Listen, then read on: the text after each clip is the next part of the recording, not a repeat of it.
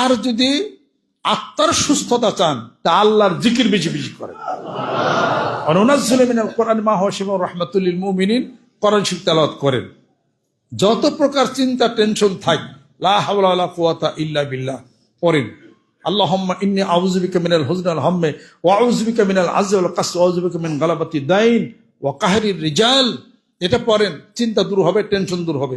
সূরা নূহ পড়েন, চিন্তা দূর হবে, টেনশন দূর হবে। লা হাওলা ওয়ালা কুওয়াতা ইল্লা পড়েন, চিন্তা দূর হবে, টেনশন হবে, দূর হবে। কোরআন শরীফ তেলাওয়াত করেন।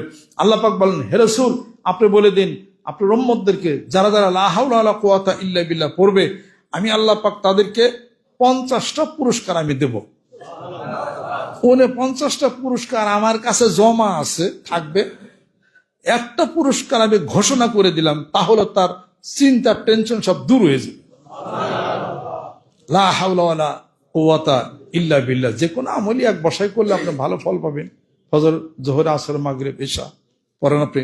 দরুদ ও সালাম হাঁটতে হাঁটতে পড়া টোটালি নিষেধ। এটা হিতে বিপরীত ফল হবে।